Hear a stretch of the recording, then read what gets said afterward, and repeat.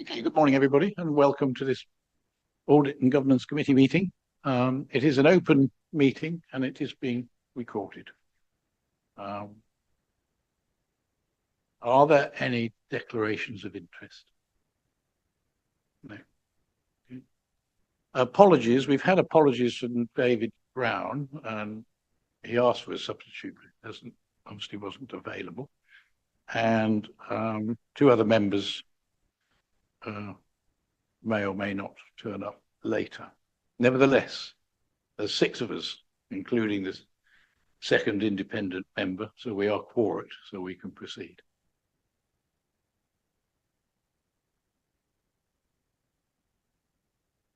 I only have one announcement, which is to remind us that at the end of the meeting, in line with good practice, we will be having a private. Good morning, Chris. We're even better than quorate now. We're having a private meeting with the external and internal auditors, with just the committee members and the auditors, and the head of internal audit will be joining us online at that stage. Okay, thank you. It takes us on to the minutes of the meeting that of the previous meeting. Are there any comments? Minutes as a record? Are we happy to take them? Thank you. If we could then, I've got one point which isn't in the action log, but if I could just ask for an update on where we are with the recruitment process for the second independent member. It's on our list, Chair. I think we're trying to get the IRP committee set up at the moment, and that's what the priority has been. Obviously, as soon as we're due to do interviews on that next week, so that'll be next on our list afterwards. We're just trying to get through what we need to do in terms of priority. We need to make sure that the IRP are meeting fairly quickly to make recommendations in the new year, and that's taking precedence over the independent member recruitment at the moment. But it's certainly on our list to do and get on with as soon as we can. Thank you.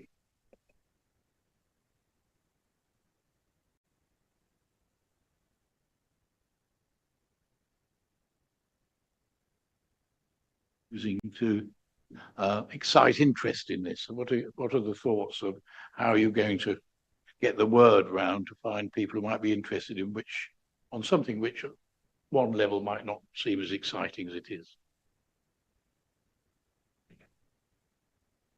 I think obviously we're going to try and use whatever connections we have in terms of, we'll do our standard sort of advertising. We do the LinkedIn advertising as well. But obviously we may be reaching out to other people that we know via, say, for example, the business board, to see whether there's any interest, and make sure just we get that out as wide as possible, and also to people locally who may have a local interest and knowledge as well, whilst maintaining obviously an independent view on matters which take place on the committee. So I think it will be a combination of those sort of two aspects, really, Chair. Thank you.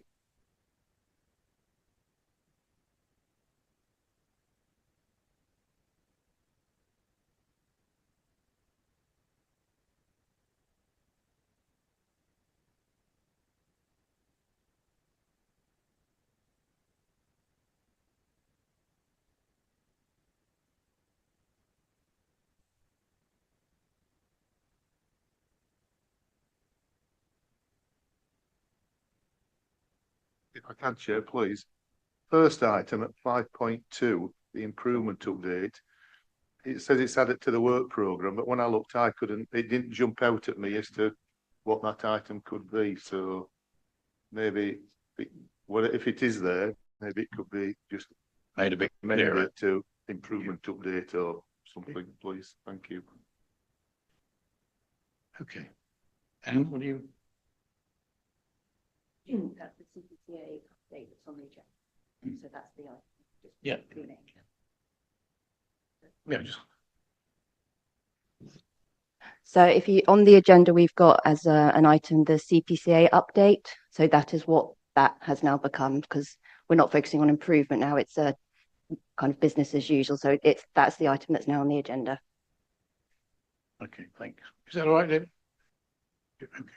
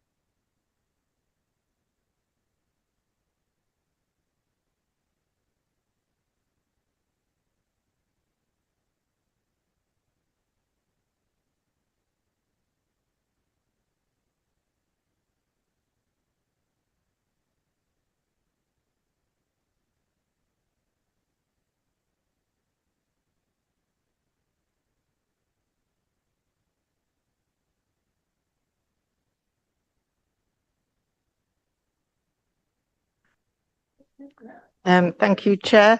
Yeah, I have stolen elements, I must admit, of the Chief Exec's highlight report to the board that will be taking place next week. So some of the key elements that are impacting on the combined authority: continue work on the local growth plan, which the authority is doing in partnership with our constituent councils and colleagues from the Department of Business and Trade and the MHCLG, to look at the region and progress the region's growth plan. That is focusing on 5 emerging growth priorities, which is around science and technology cluster, advanced manufacturing and materials, looking at AI and digital, as well as the water, energy, connectivity and transport infrastructure, and looking about the ability to provide new and affordable homes as well for our communities, in order that we can both retain and attract world-class talent and workers for these clusters across the region. Wider than that, the other main area that affected us all nationally was the autumn budget, which came out on the 30th of October. And there were a few key announcements in there covering Cambridgeshire and Peterborough. In particular, £10 million funding to enable the Cambridge Growth Company to develop a plan for housing, transport and water and other wider infrastructure across Cambridge. Commitment to deliver the East-West Rail from November 2024, November 14, 2024. East-West Rail are going to run a 10-week consultation on that across the route. Reaffirmation of our levelling up funding for Peterborough Station Quarter, continuation of the Wisbech Town deal and a new prospectus for projects, and also the continuation for a further year of the UK Shared Prosperity Fund, albeit at a reduced level compared to the current year. Currently it's about £1.5 billion. It's been reduced to 900 million. Obviously that's not just for Cambridgeshire and Peterborough, that is across the nation, but just to update that. There was also a £240 million Get Britain Working package that was unveiled, which includes work and skills and health support for disabled people and those that are long-term sick. The wider issues around the budget, looking about the impact generally, we have to consider that there will be impact on the region and therefore our residents and businesses. So the gross domestic product, the GDP, the forecasts are that the UK will return to pre-pandemic levels of GDP growth in 2025. Inflation, the last CPI was 1.7%, but overall, annually, it looks like it will remain slightly above the Bank of England target of 2% each year until 2029.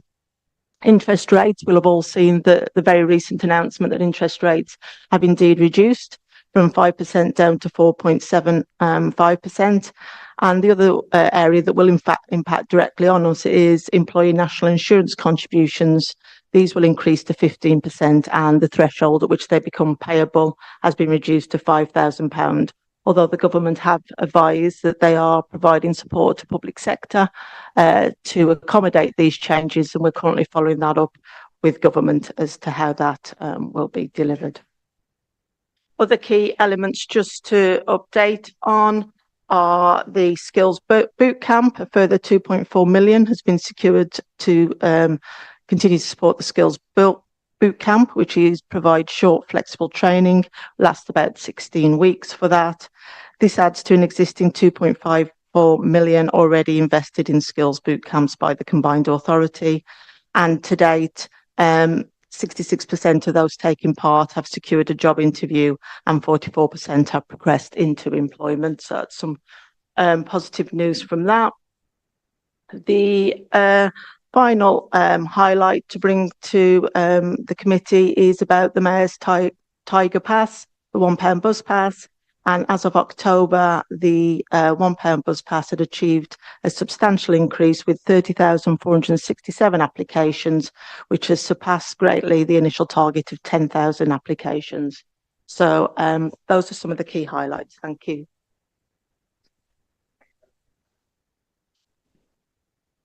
Thank you very much. Does anybody have any questions on that, or does the Mayor like to update us on anything in his mind? Particularly, if Chair, with your permission, I can come in then. Is that okay? Yeah. I think it's some time since I was at the Audit and Governance Committee.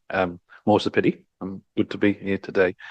And I have appeared at quite a few committees, thematic committees board over the last 100 odd days since there's been a new government. I guess, in truth, Janice has covered most of what's pertinent and the sort of direction of travel that we've been asked to do. But at a very high level, I would suggest there's been a significant change within our own organisation, literally brought about by having a new government. I'm still quoting the fact that in the preceding 3 months before Labour government came in, probably had one conversation with a minister in all that time, and all of a sudden, within a couple of weeks, first 4 days I was down with all the mayors, and then there were days when I was having three, in one day I would have 3 conversations with 3 Secretary of States. So there is a real ambition that we feel as officers, and indeed as an elected mayor. And on this occasion, I'll speak for all the other mayors. One that we are running towards in terms of the devolution journey and the expectation of what combined authorities are going to do. Now, we're all very different. You can look at I had the pleasure of welcoming Andy Burnham to here this week, and the challenge that they have in Greater Manchester. Some ways are very similar, but in other ways they're very different. But in order to kind of drive the economy and offer up solutions to many, many problems within our United Kingdom, devolution's where it's at. And the reason I make that point is, probably you've picked that up anyway, is that within the first 100 odd days, we've also moved from a position of being under a best value notice. Now, I've said this publicly before, but in an audit and governance setting with external auditors, it seems highly appropriate to make that acknowledgement from myself, because I'm sure that wouldn't have been able to be achieved without the incredible hard work and dedication of officers around the table, some of who obviously were here in an interim level, but also who are now moving forward with that journey. I want to say particularly a thank you to those officers who were here at the start of the challenges and who stayed with the organisations throughout. And I also want to pay tribute to members of the board who've, bit by bit have sort of nailed down and worked together to cooperate to take us to another level. But it's not stopping. The improvement is a continuous journey, and that's something that I obviously would aspire to. And I am minded that sometimes it's not always, when you've got an opportunity, you should look forward, and that's exactly what I expect to do, working with officers, and that will be important. But I also think it's important to own what we went through, and I've spoken to Rob about this as a sort of as something that we can help the whole of the country, because I think what we managed to achieve was nothing short of miraculous in some cases. But I think we have an ongoing challenge, and we will always be, respectful of the process of overview and scrutiny, audit and governance. That's something that I'm sure that's embedded within our organisation, and I look forward to being part of audit and governance meetings much more regularly. I would make one final comment, is that I genuinely believe no matter what happens next year in the mayoral elections, I think one of the first things that you should do is make sure that you invite the mayor, whoever that may be, to come to speak to you, and within the first 3 months, and say, are you happy with how things are running? Because I wish that had happened some time ago. But I think working with officers now, I think we can move forward, and I'm really pleased about that. And we're at the forefront of it, and we can be an exemplar of how to do things going forward. So thank you for that. There's something for the action list. So could we put that on the action list? Post the election within 3 months, I think you recommend. Yeah. Did you want to say something? Yeah, thank you, Chair. I thought, thinking of viewers in the audience of Audit and Governance, and our auditors being here, I thought maybe just to add a little bit more to help give you the continued assurance about our improvement and embedding the culture of the organisation, which obviously has been a common discussion around this table and others, I think it's important to say that, you know, obviously everything the mayor has just said has been really different for us as an organisation in terms of our dialogue and engagement with government. But as an organisation, we had a staff conference at the beginning of October where we were able to, and I think it's important, recognise and celebrate as a team the progress that has been made. I think that was an important step for the organisation and staff. We've just closed the next staff survey. I haven't seen any results of it yet before you ask, but we had 120 members of staff respond to it. So a really high amount of responses, which is really good and will help us further embed and understand what we need to do as the next phase of what we are as an organisation.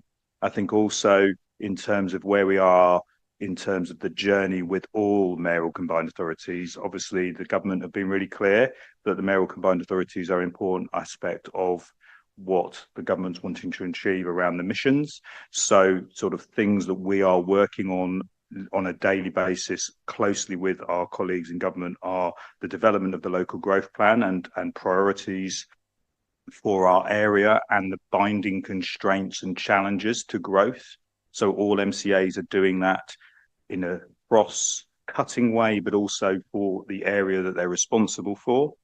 Equally, we're involved in the development of the white paper, the new English devolution bill, which we expect will come out either this month or next month. That's going to be quite an important piece of legislation for all of us. And I say that to you as councillors, you and your councils will be very interested in what that does. And, you know, I think the other thing, which if you look at the board papers for next week, subject to approval, our relationship with arm's length bodies with government is in a different place as well. So we hope to be signing up to a strategic place partnership with Homes England, which will give the combined authority working with all of the councils a bigger role in shaping the Homes England work and investment pipeline across the region. It doesn't mean we're delivering housing, in case anyone wants to ask that. That's not what it's about, but it is about shaping the priorities and the right ambition that fits with the mayor and the councils, which hasn't been there, but you will see that's probably a direction of travel that the white paper will talk about the relationships between mayoral combined authorities and arm's length bodies within government. And I think Homes England one is a very important step for us. Thank you very much, Rob. So, colleagues, this is a useful opportunity, rare opportunity to have the mayor available and the chief executive and the top team on my left. So, questions, comments, and may the lights come back on. Gary, sorry. Yeah, thank you, Chair. Yeah, I read through the report. Very, very good in there. It's very, very encouraging to see that this word of continuous improvement is being used many, many times. I think we've discussed it quite a lot in this committee here, and I think I've sort of raised it many, many times as well there. And it's, to me, it's that more than just treating it as BAU. I think any organisation needs to sort of understand that continuous improvement needs to be embedded into the organisation. And Robbie, you're sort of talking about things with the staff surveys. It'd be good, I think, for us to see some things like the engagement indexes and KPIs that sort of drive that continuous improvement as well. I think there's that old saying, isn't there? I can't remember how it starts, but it ends up with never let it rest until your good is better and your better best. And I think that's what I've sort of seen in the time, was it 18 months I've been on the committee here, seeing that improvement happen. And like I keep saying, it's very encouraging to see the improvement board continuing in a different vein and to really embed that culture of continuous improvement. So, yeah, thank you very much.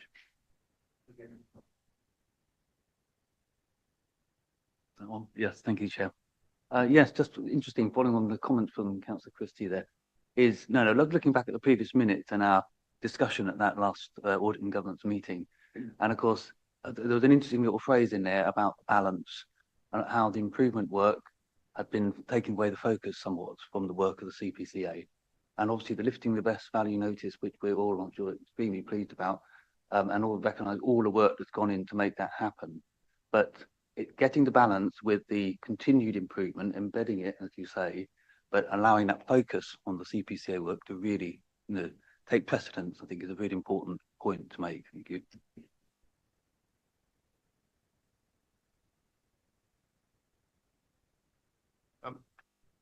I'm not a politician, of course, I'm an independent member, and I hope my first question is not seen to be a political one, but it's linked back to the issue that's on the risk register. Say you're in better dialogue with central government. Is there any dialogue going on about uplifting the gain share agreement? Well, that's why I said it's not a political, it's not, which is why I said it's not, well, I don't want it to be a, I'm trying not to make a political point. It's a bit, there's a risk there that's talking about the future funding. Hence the question.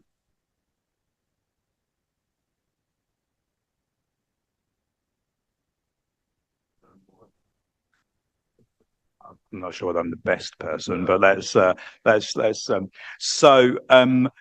the dialogue around isn't specifically around gain share.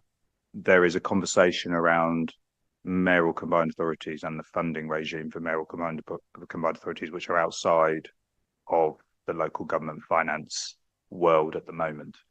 And the reason for that is not every combined authority is funded in the same way, and not every combined authority is using funds in the same way. So there may well be similar gain share arrangements with others, but there'll be different values, but they may well have business rates retention.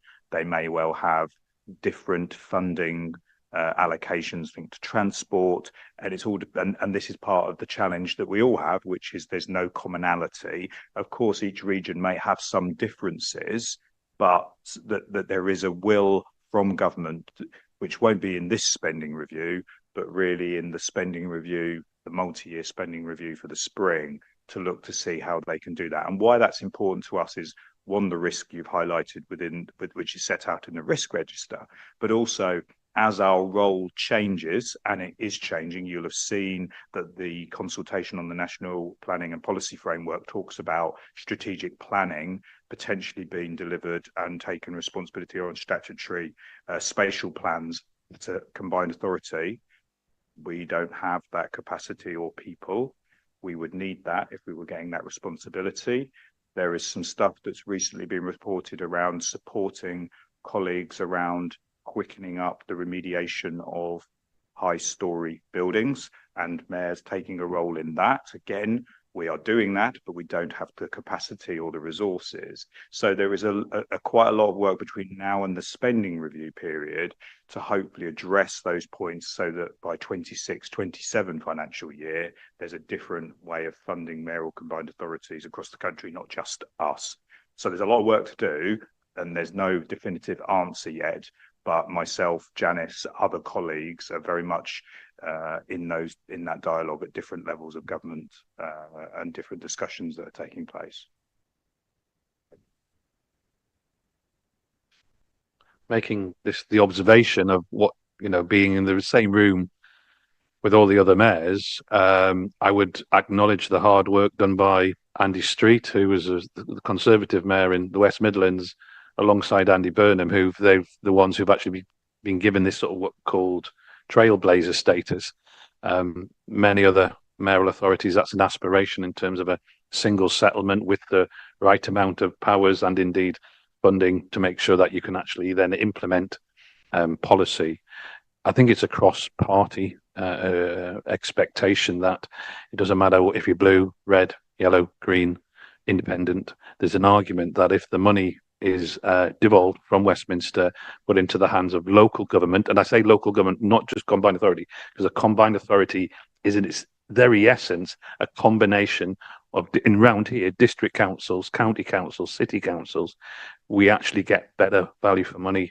And if Andy Burnham was here, he would pinpoint that in terms of the efforts that Greater Manchester has done over the last few years in terms of driving the economy in Manchester, they stand ahead of what is the average across the United Kingdom. And his argument is actually in that way that demonstrates why devolution works for whatever reason, so I would say that direction of travel is moving away from the previous setup of gain shares to single settlements, and it's across party the desire to work together and to work with local government, hopefully with the right level of support coming from central government.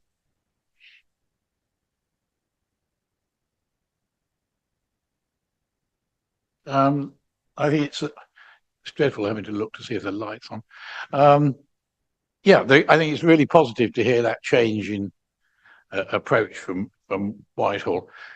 But from my own time in Whitehall, I know it's an aggregate of lots of little decisions and what some might call the blob. Has this change in perception of this combined authority? Are you comfortable that there's no lingering detriment because we went through the last 18 months on the way that the combined authority is getting its fair, equitable treatment with all the others? Because when you've had a black cloud, sometimes takes a while to blow it away.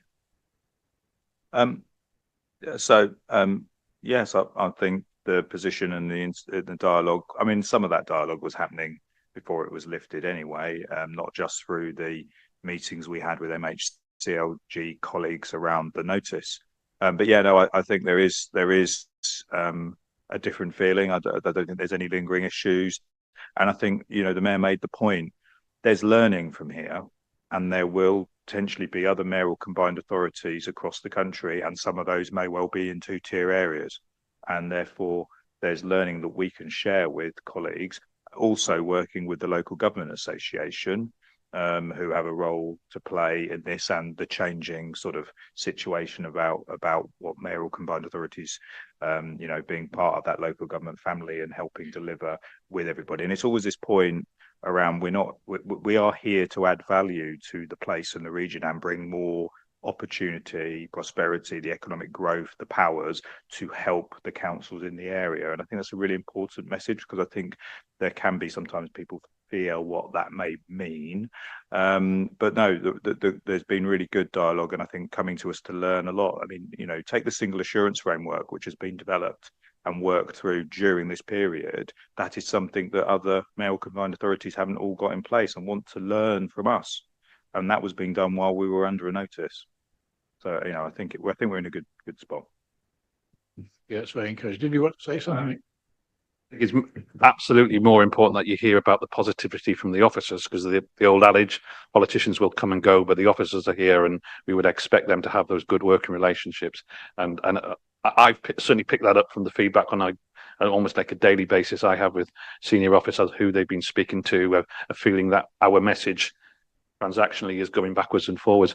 But on a sort of more physical level, actions speak louder than words. I think an example would be having the Secretary of State for Transport talking about ambitions around buses and launching a whole process in Peterborough, and acknowledging one of the things that we are doing our thing at a local level. That was a very clear demonstration, and one I found very supportive. But and I would also add this week, the idea that another mayor wants to come and visit Cambridge, be aligned with the ambitions of Innovate Cambridge, the University of Cambridge, but more importantly, wanting to work with a combined authority in that sort of very positive dialogue that was reported on the radio and the TV this week. For me, it's a sea change, and I don't have any lingering doubts. I think we are now seen as very welcome at the table, and I've really enjoyed that, and think it's we on mission on the up, really. Very much for that, for both of you and to Janice, because I think it is. I have a question on my right. It's my blind side. Sorry. It's excellent having Nick and Rob here. Is there anything that you think we as Audit Governance Committee should be doing differently, more having what we're doing, work plan and review papers for the time?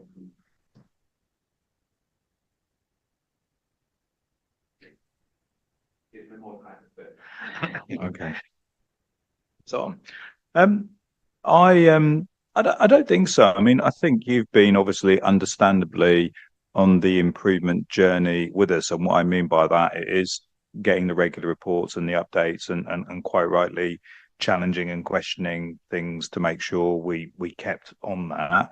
I think what I'd expect is, as we change to the new way of embedding and business as usual of the improvement work through the updates, I think this came up at overview and scrutiny a bit this week as well, in terms of what you see and what you want to make sure you're asking me or colleagues about in terms of the embedding is probably really important, because it will be done in a different way. There won't be separate reports, but equally you'll have things that you'll probably think about in your forward plan that you want to make sure you have an understanding or sight of. And that's not just the sort of bare bones of what you do as an audit and governance committee, so accounts and assurance stuff from external and internal audit, but there may be things that I would say to you that if you feel that it helps you do your role around governance and assurance, that you think you'd like to know. And the point came up about be good to understand what the staff survey has to say. So once we've got through analysing that ourselves, it would make sense that at some point we can share some of those headlines and what it means with you, so that you can have assurance how staff feel. As an example, I think that's what I'd look for, that you, through your forward planning, think about the things that help you deliver your duties and feedback to external audit and internal audit appropriately. Thank you.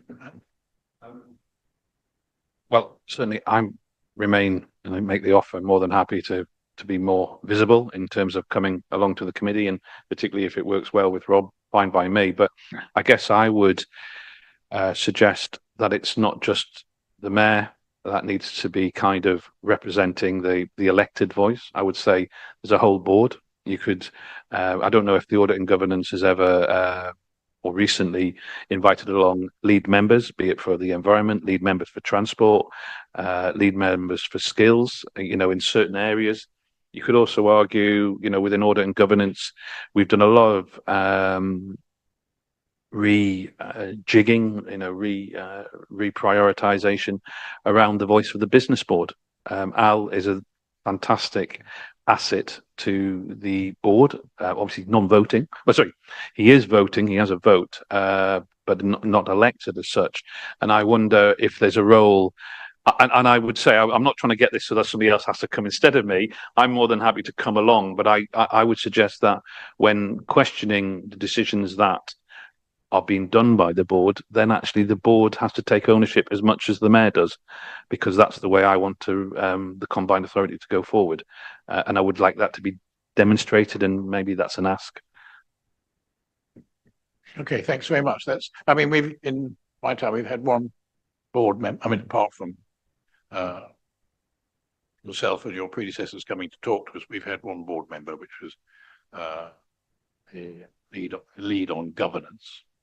But I think, it's an interesting idea that I don't know what members think, because, for instance, we have climate coming up in a deep dive in a while, and that's been a subject of debate within the committee over the years, whether we should take forward that idea and maybe invite the lead member for climate to join it when we do the big deep dive. Okay. All right. Thank you. Well, thank you again both for that. It's a good opportunity to see the positiveness that which is beginning to pervade us all. Okay. So having looked at the good stuff, now we get on to the risks. Are you going to come and introduce your paper, Chris? So we're asked to endorse the risk register and to look at the deep dive into future funding, to review the schedule of deep dives, and to endorse the risk appetite approach and review the draft statement. So there's quite a lot there, as ever, on risk matters. Over to you, sir.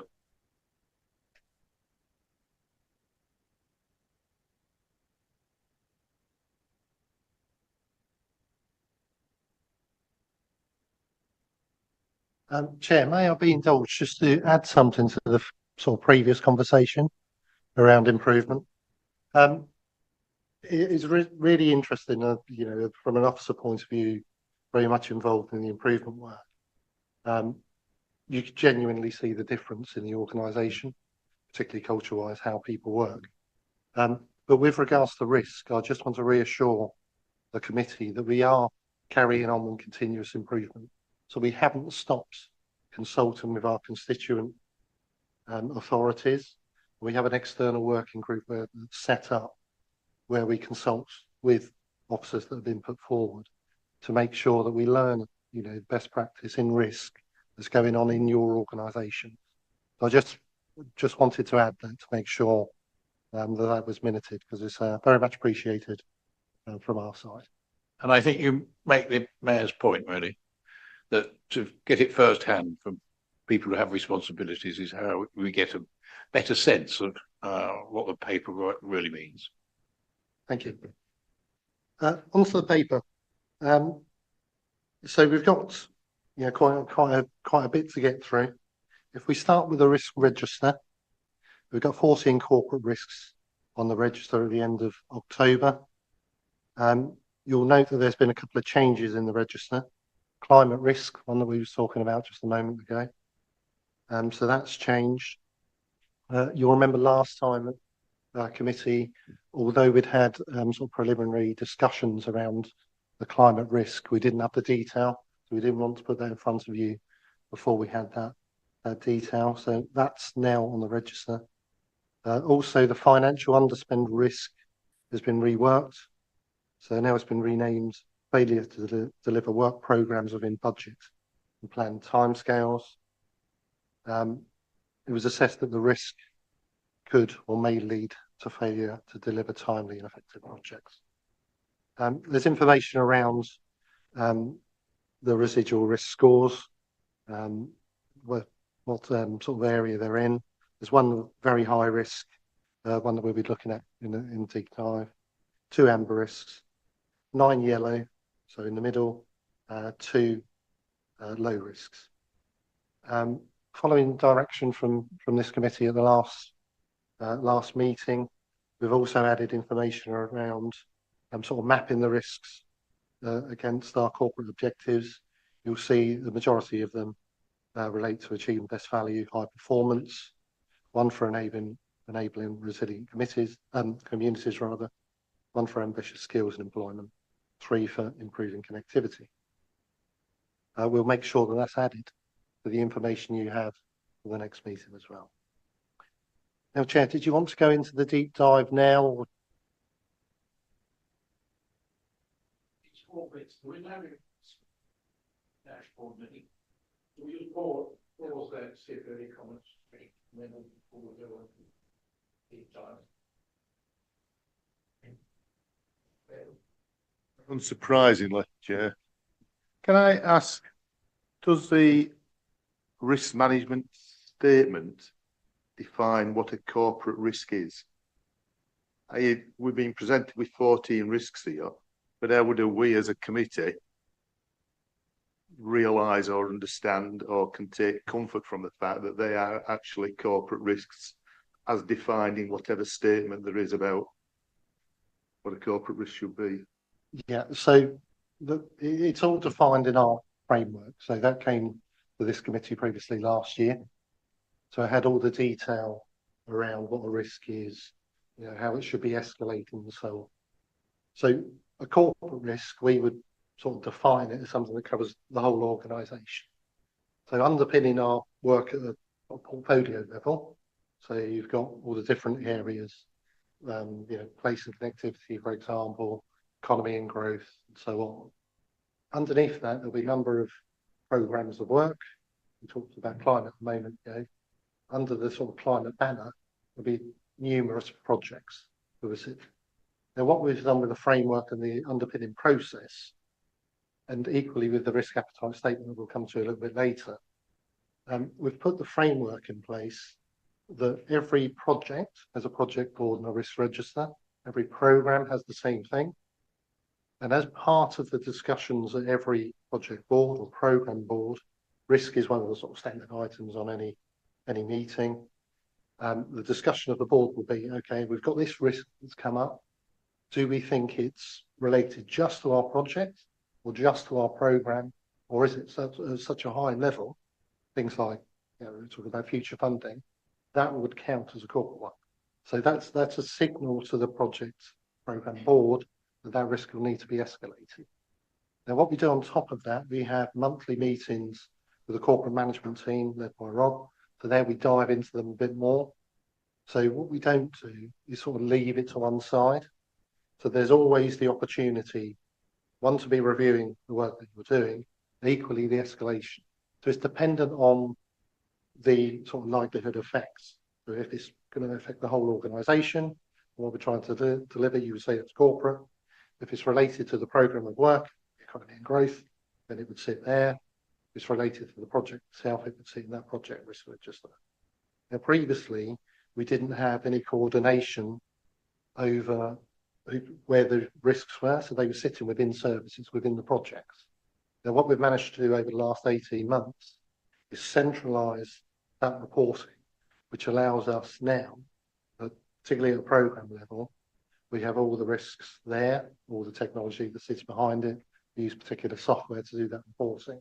And equally, that allows us to bring the information to you and the board and CMT to make them aware of the risks, and then have discussion, make operational decisions about it. Okay, thank you. The reason I ask is that when you look at the risk register, you get a real range of risks, some that are obviously high level, but then some that seem almost a bit, well, to me, the one that in particular, it's just like a business as usual risk, is the one about, I'll have to go and look at it now, but the one for linking recruitment and retention, I think it is, or the software. I'd have to go and look at it. That's like, but it's, yeah. and the reason I'm asking the question is that really a corporate risk, or is it just a service delivery risk? Because within the risk management strategy, the only definition of corporate, Yeah. and the words say, refers to liabilities and opportunities that positively or negatively impact CPCA as an organisation, which is everything. So maybe can I suggest, because my background is I prefer definitions of things, in the same way that when it comes to the annual governance statement, there's probably no definition across the authority. There may be, but I might be jumping the gun here, as to what a significant item should be included in the AGS. I'd like to see something about what's a corporate risk should be, and how that should. So maybe just for the future, rather than now go away, but just something to think about. That's okay. No, absolutely. I mean, very happy to go back to have a look at the framework and the definitions associated with it. With the particular risk, the HR risk and HR IT system is about recruitment and retention for the organisation. So you would say that's at a corporate level. So I think that's the thinking behind adding that risk. But I absolutely take your point about the definition. Anybody else?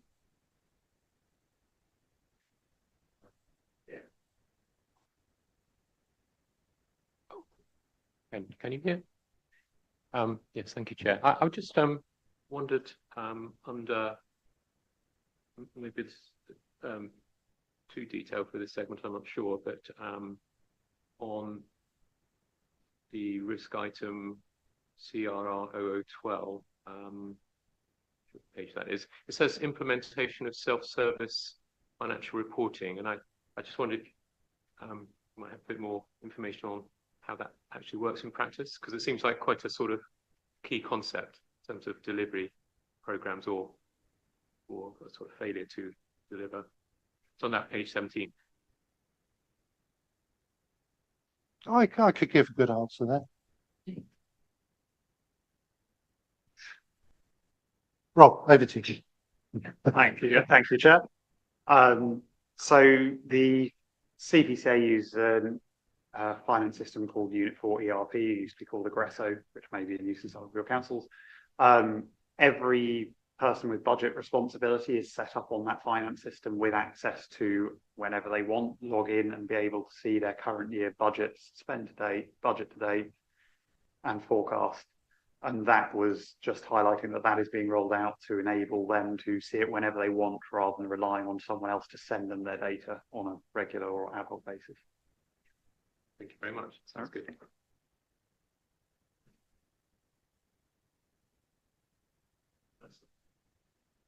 Appreciate we're doing the climate change deep dive at a future meeting, but can I just ask on page 16 the risk about climate change?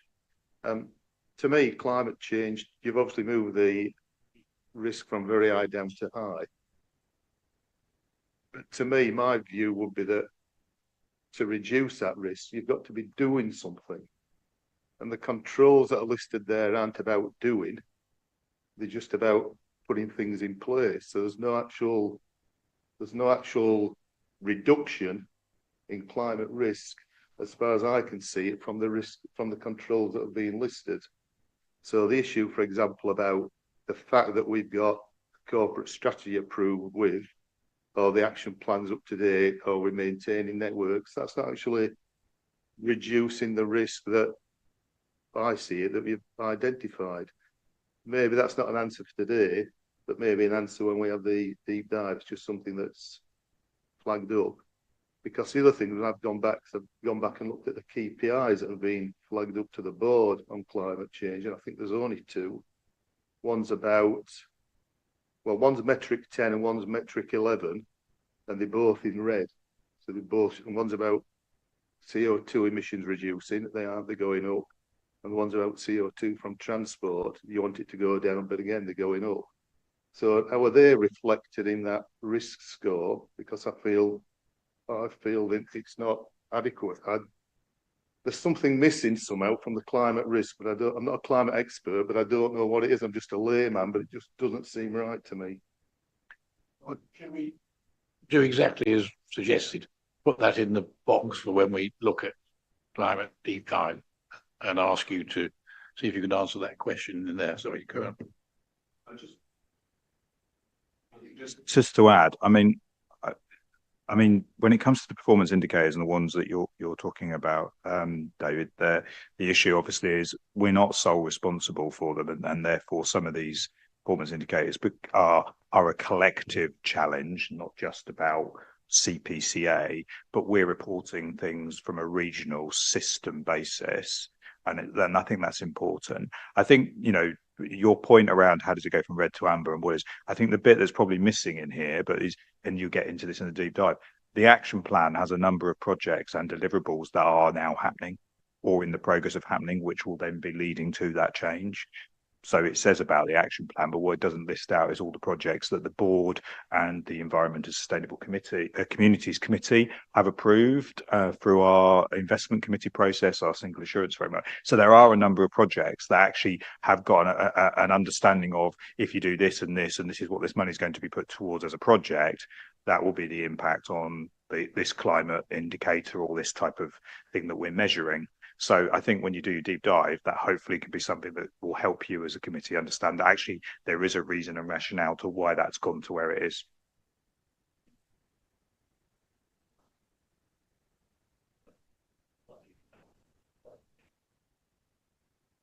I'll just speak up.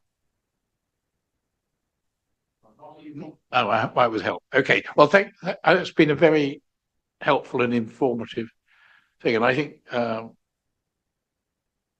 the fact that you were able to describe the way in which people discuss risk and where it's throughout the organisation, the way you described it. I mean, to me, that's the healthy indicator, because on the other side of the coin, risk is a bit like beauty. It's in the eye of the beholder, and only the beholder can really understand its impact on a particular moment. But it's the active way you were able to say that's going on. I think that was really, really reassuring. That takes us into future funding risk deep dive. Who are you going to lead on that, Chris, or have we got here? Rob? I think it's over to you, Rob. Yeah, happy to pick them up. So obviously this is part of the committee's regular set of updates and deep dives on the corporate risks. And this one is probably one of my favourites to talk about because it's about policy rather than delivery, and that's my preference. So in terms of future funding, the risk itself is focusing around sort of two elements of the combined authorities funding package. The first is around, we have a game share allowance that was mentioned earlier. It's £20 million a year, agreed in 2017. Obviously, that's not being uplifted every year for inflation. And this sort of cuts through into another financial risk on the risk register of inflation. But that's one element of this future funding, is how do we agree a more sustainable funding solution with government, which we'll come on to later, and indeed Rob's already spoken about to some extent. The second element of this risk is around, when the combined authority was initially set up and then took over the local enterprise partnership, there were several devolved funds given to the authority, and these are multi-year, quite high value capital funds for housing, business growth and transport. Over the years since 2017, those have come to an end. The last one is the Transforming Cities Fund, which currently ends in March 2025. And so far, government have not given us equivalent funds to carry on from that, and have, in the previous government, been moving more and more towards individual bidding rounds for funding for individual projects, where we submit our ideas, but ultimately they have to meet the criteria that government set, rather than allowing true devolved decision making at the combined authority level to say, here's the money, deliver better transport, and the combined authority makes the local decision on where that money is best used.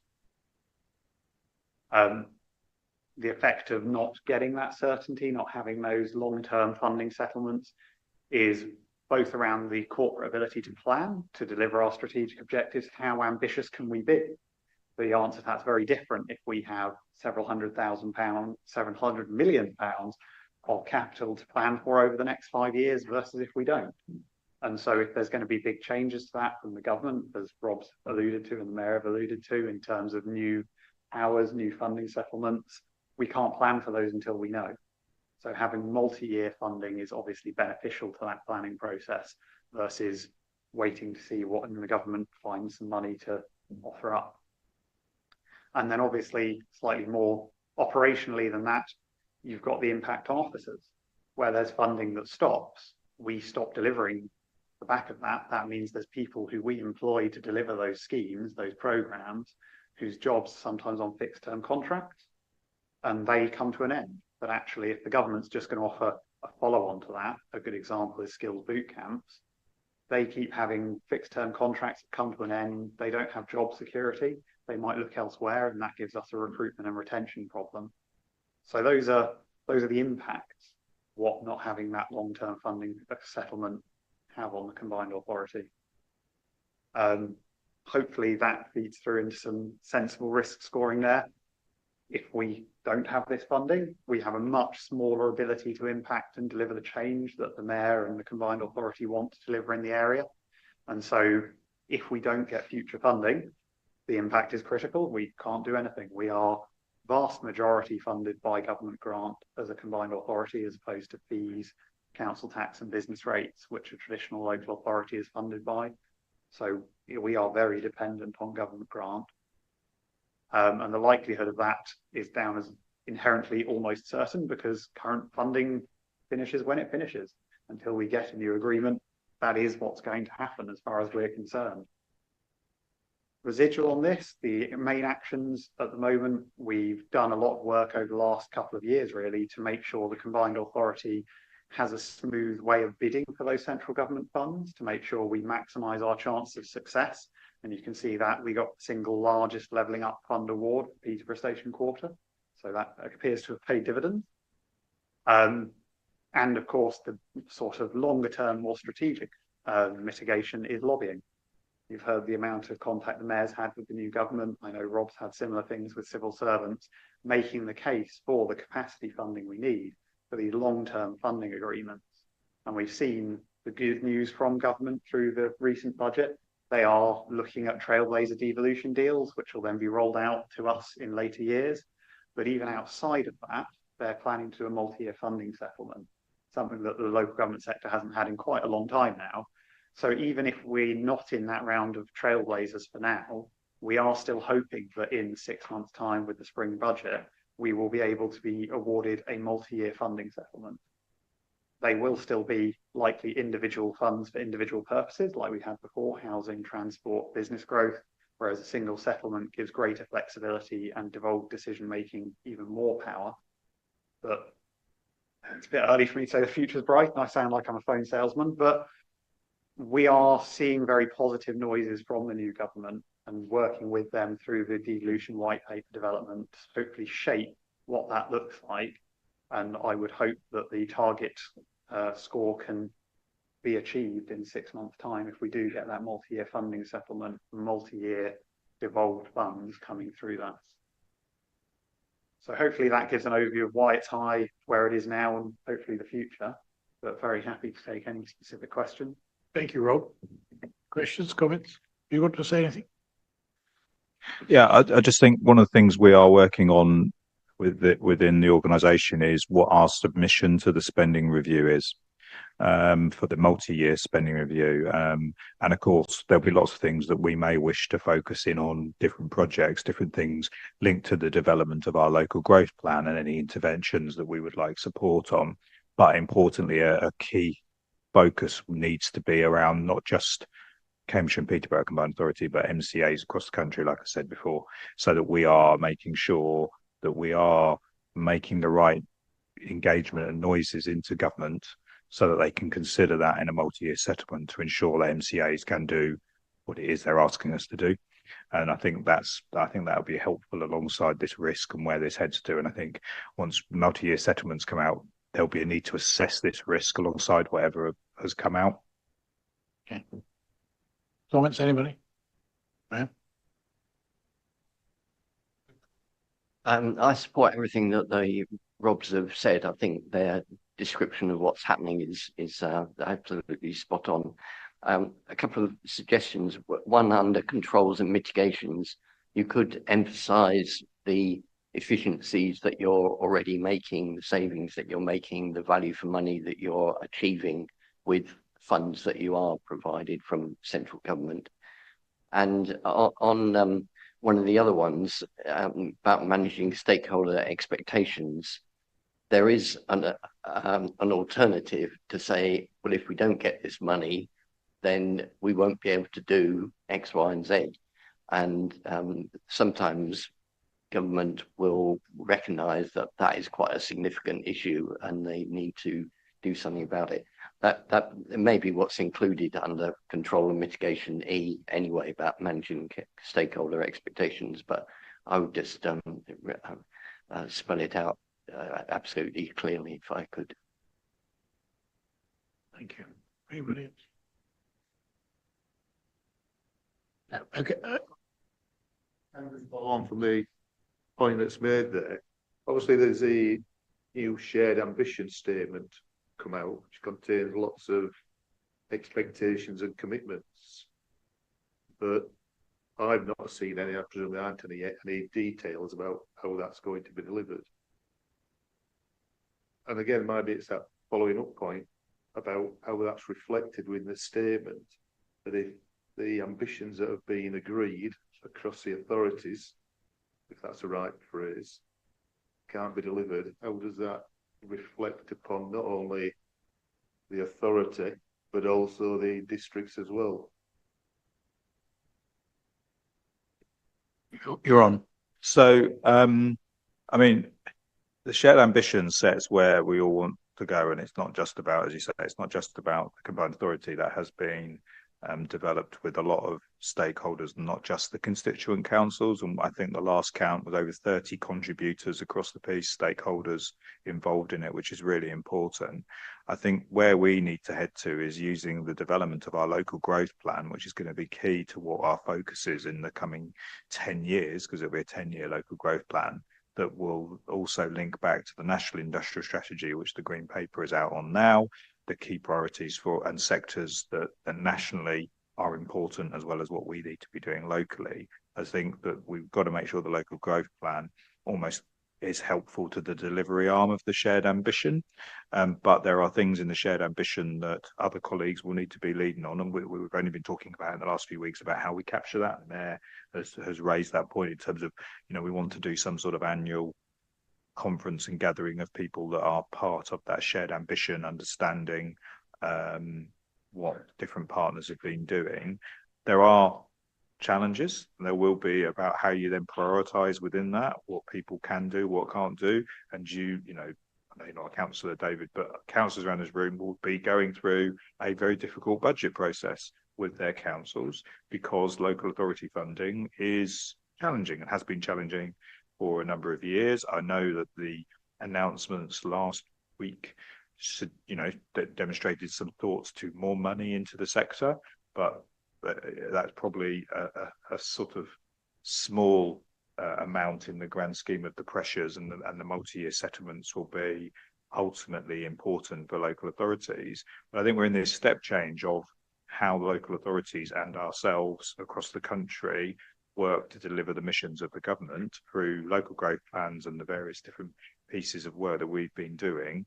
And I suppose the other bit I'd stress is that and I never remember its title, but the replacement of the Independent Improvement Board, one of the things they've been really clear on is how you demonstrate the delivery of the shared ambition, because the shared ambition was an important aspect of what their focus was in the last year or so, and understanding that the local growth plan and our partners' delivery plans are all part of that will be something that they want to assess over while they're in place until May. But I think we have to be honest, there'll be certain things that we won't be able to progress as quickly or initially because there won't be the resources, or that it won't be such a priority. And obviously the government priority is around growth and jobs creation, and and an opportunity for people in an area, and housing. And we need to recognise that's what we've got to be working on. And now I'll let the politician answer. Well, just to really follow it on and just to give it a little bit of flesh on the bones, the shared ambition was highlighted as something that was a helpful target, something to get around as we were on this journey of improvement. But as Rob has alluded to, now it's out there, and I'm very proud of that as a piece of work. It's this sort of desire to kind of embolden not just our own organisation, but when people, and it could be the University of Cambridge, it could be AOU Peterborough, but it could also be Fenland District Council, it could also be an environmental local lobby group. If they have, and many have, all of those organisations I've quoted have signed up to it, is that when they think about what is their priority and where they want to move forward, they're always thinking we're doing that in conjunction with the combined authority. The combined authority has a role. I mean, that was always my feeling coming into the role, is that what does the mayor do? What does the combined authority do? So I think now it's out there, and I'm glad you brought it up, because the more that it gets talked about, the more that people will always reflect on their individual and organisational journeys. Where does this sit within the shared ambition, which was the voice of Cambridgeshire and Peterborough, both individuals and communities, and indeed representative organisations, coming together over the course of this year, taking into consideration a whole lot of information. It could be environment, it could be health. It was Cambridge United Football Club were there, but the whole thing was, what does it mean to be a resident here in Cambridgeshire and Peterborough, and how do you engage with all these different bodies to actually affect better life for us all? So there will be different focuses along the way, and different things will be prioritised. And from a political point of view, we're certainly being asked to grow the economy, because undoubtedly that is seen as a good thing, doing it in the right way. It's always going to be shared, it's always going to be collaborative, but most importantly, it's always going to be mentioned and being part of it. So thank you for mentioning it. How we go forward, well, we talk about it, and then we find alignment with our individual aspirations, our community aspirations, and our corporate aspirations. Thank you. The time is running.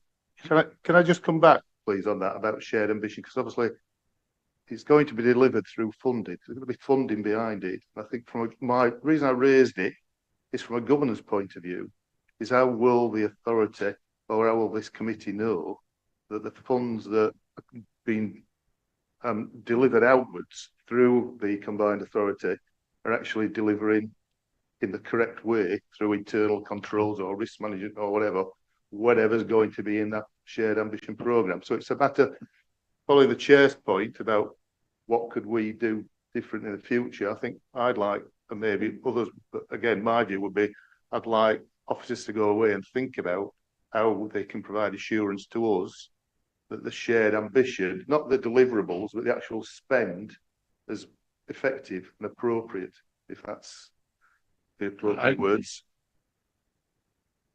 So,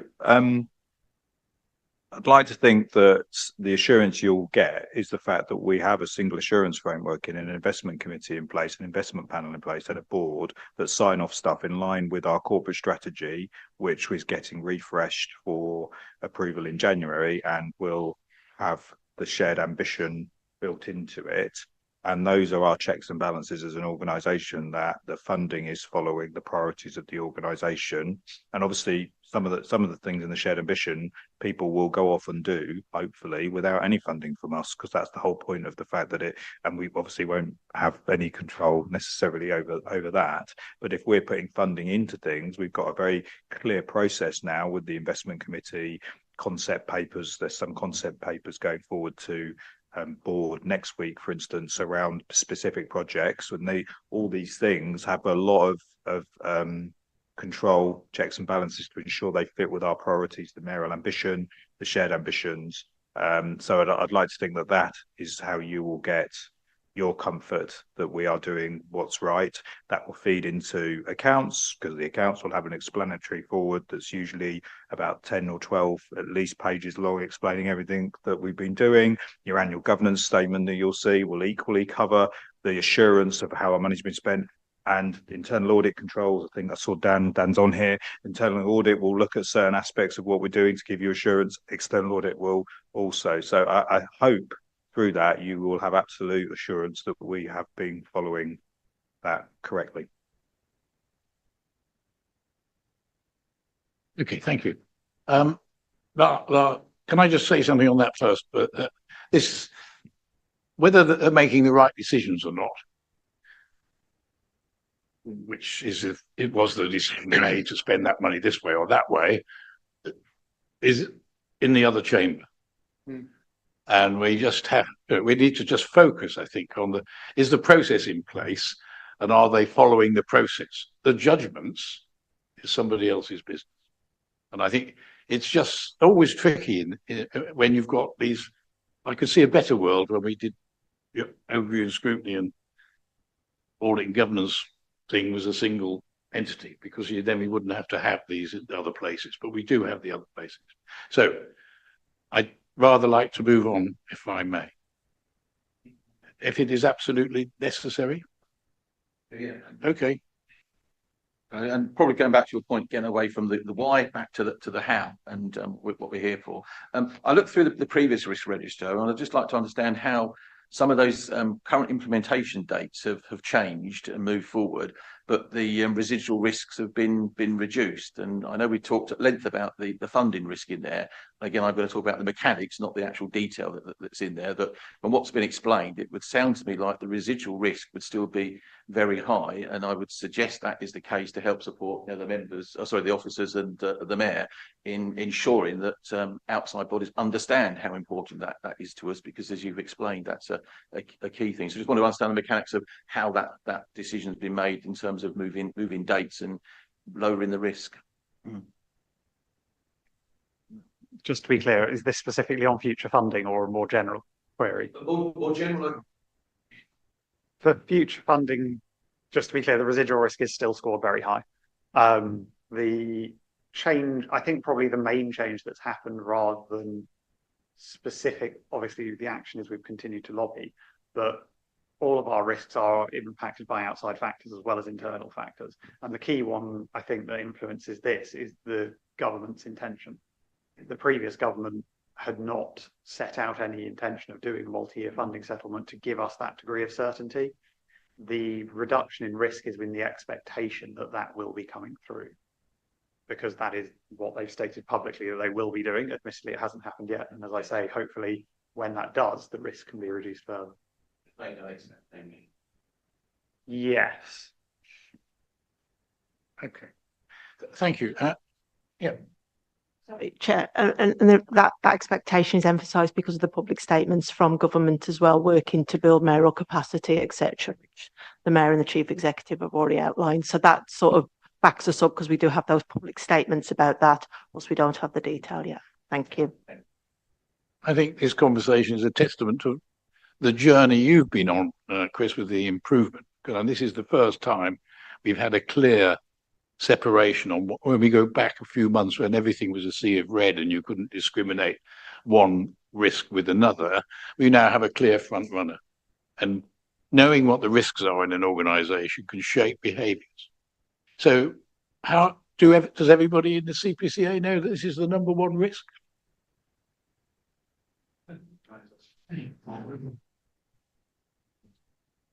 If you'd asked me that 18 months ago, even 12 months ago, I probably would have said no. But the coverage of risk registers, it's part of the culture now. We do this at every meeting. We do the CMT every meeting. We have this discussion. We couldn't have had this 12 months ago. So I think there's plenty of examples that show that we understand it, and it's now become part of the culture. So it's gone from the implementation piece through the embedding piece, now getting into real detail. Okay, good, thank you. Sorry, Mr. Mann. I'm sorry, I wasn't deliberately being kind of flippant because it is a thing that's on my mind. Yeah, but I mean, I have the benefit of one-to-ones with Rob and nearly every day. But I wanted to. You do, but that's a good thing. That's a very good thing. What my observation would be is that I also subscribe to a view from the bridge. There's an element of there's the hard-nosed facts sitting down in a meeting, but there's also the way it goes about in terms of soft kind of newsletter stuff, which kind of encapsulate this is the direction of travel. And it's not done in a flippant way. It's done, these are the sort of things we're speaking to government. And I think by embedding that, something that goes out, people say, all right, so that's what we're doing. That didn't exist before, that not in that way. So I think you play my point back to me in a good way. Yeah. So probably just for everyone's benefit. So A View from the Bridge is my staff blog. So if people wonder what the mayor is referring to. But I mean, I think what the mayor's saying is exactly why I do a staff blog, and I've done it in previous organisations as well, to do that softer communication about the things that are going on, also demystify what chief execs do or don't do in their working weeks, and try and sort of talk a little bit about what the focus is and what's going on. I was just going to add, I think when we did the staff conference, we did a bit of a question and answer session as a corporate management team, and we talked about some of the themes, and we talked a little bit about funding, not to sort of scare the organisation, because that's not the point of it, but to get that understanding, that corporate understanding of what we're focusing on and why. So, they may not know what number it is on the risk register and quite where it fits on a heat map, but we'll have a general awareness of the things that we are having to focus on and why. Okay, thank you. Right, that's really good, and we've taken a good whack of time. Now we've got a shorter item. Next is we look at the schedule of deep dives, which is it's the other side of the coin. We haven't got any money, but what the money we've got is we're not spending it. Is the next item for later in the month, and then climate. So that's the three for the year, and I think we as members need to take a view when we've completed this program. So at the February meeting, how helpful the overall process has been in giving us the sort of insurances that David has talked about, and what you want to do next. And so if for that February meeting, we could get some ideas from the floor on what you would suggest a possible way of approaching it in the next year, that would give the committee something to get their teeth into. Did anybody want to say any more than that, or are we happy to leave it like that? Okay, thank you. Right. And now we've got risk appetite, which we're asked to endorse, having had a look at it. Would you like to say before we have the discussion, Chris? Just to let the committee know that this is best practice. So we we look at the risk appetite for the organisation every 12 to 18 months, mainly to take into account obviously different sort of circumstances in the wider world, but equally, say for example with CMT, we have new executive directors, so it's important to get their view on the appetite related to particular sort of projects for investments. Okay, thank you. Any comments, questions? Are we happy from a process point of view? Dennis. Just to confirm that this will actually also be going to the board at its next meeting as well, in order for the board to confirm its approval to the risk appetite that's set out here, but obviously we'll take into account any comments that may be fed back from the committee as part of that, or indeed if no comments are needed to be fed back, we shall feed that back as well. Thank you. Okay. You said it was best practice, but it's recent, isn't it? I mean, I think of all my involvement with risk register methodologies over the years, only in the last 18 months that this sort of methodology seems to have appeared. Is that by being unsighted on it, or is it actually what's happening? I think it's always been part of the sort of central government guidance. So the risk guidance is called the Orange Book. So that's the sort of information you get from central government. So when you're looking at risk, make sure you're covering these areas. I think it's always been in that. Now, how long that book's been in existence, I don't know. I know organisationally, with from when the programme office took over the responsibility for doing risk and corporate and reporting on the register, it was very important to us to make sure that we had that statement, so we really understood as an organisation what areas, what appetites we have.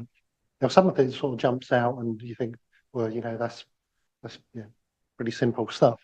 As in, if it's financial, budgeting, you want to be, I can't remember what it is now, cautious. It makes sense.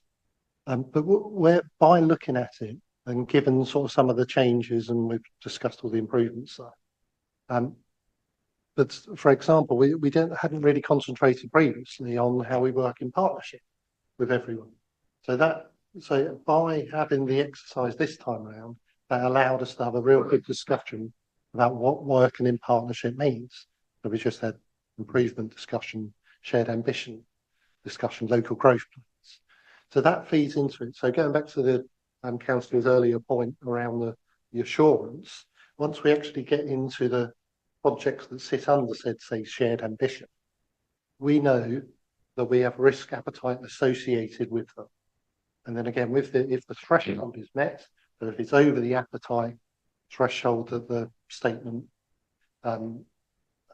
explains, that works as a pointer to the board, be the programme board or the project board or CMT, can have a look at it in a bit more detail. Thank you. Well, I sense the mood is that you have our support as it goes forward to the next day. Thank you. Did I dally on risk because I didn't want to get to the next agenda item? I don't know. But thank you very much, Chris. Well done. And now we're going on to Treasury Management Mid-Year Review. And you've delegated this, Rob, have you? To Ian. The floor is yours, Ian. Okay, right. So I'll try and be as brief as I can on this. So this report is 1/3 of the annual cycle of Treasury-related report that the committee receives, alongside the Treasury Management Strategy, which will be coming in February, and the Outturn report, which is scheduled for July. The purpose of the mid-year review of performance against our Treasury indicators is to ensure that there is an effective oversight of an authority's lending and borrowing activity. As CPCA does not currently have any borrowing, many of the performance indicators are of limited use to the combined authority.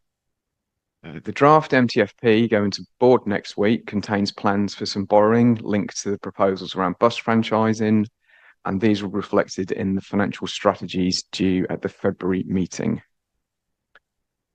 As a report by exception and have not breached any of the agreed indicators on either borrowing or lending during the last financial year, this is the shortest report the committee could receive, demonstrating that the authority's cash continues to be well managed.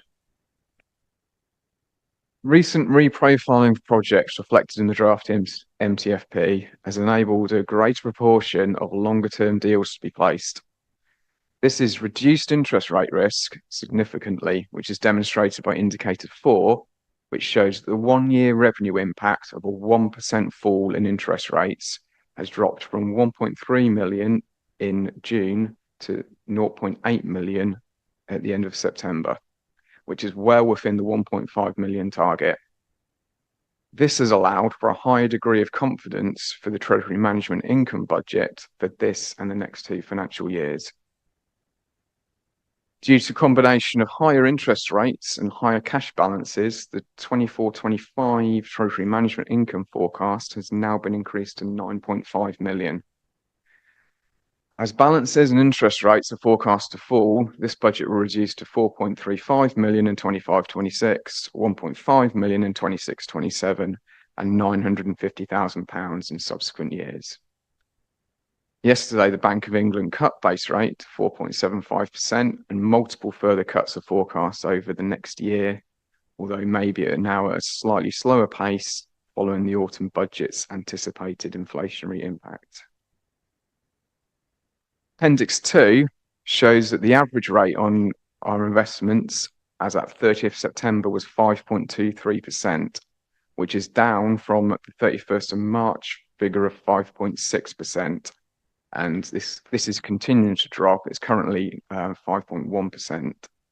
Benchmarking against other local authorities shows that the CPCA has been achieving higher than average returns, and this is by being able to invest a higher proportion of funds for longer with counterparties with a higher, that's worse, average credit score. This is still within the acceptable credit score and is likely to be represented by a higher proportion of funds lent to other local authorities than placed with the government's debt management facility. Due to CPCA's longer than average investment duration, we'd expect the rate of return to remain higher than average as rates fall, as CPCA will retain older investments taken at a time of higher rates for longer. There is no decision required of the committee, as the report is for noting, but I'm happy to take any questions. Thank you. Thank you both for the succinctness of the report and your carefully couched introduction, which took us through complexity in a very helpful way. We're asked, colleagues, to review and note. Do we have any questions or comments for Ian, or does Rob to add anything as the head? Akabasha? No. Okay. The duty very well done, Ian. Thank you very much indeed. And as we get into a more complex world of the borrowing regime for the combined authority and other indicators, it strikes me from what we've seen in the committee, the internal controls of that is on a very strong footing. So thank you. Thank you. Right. Well, an hour and a half in. We've now come to the update on Cambridge and Peterborough combined authorities subsidiary companies.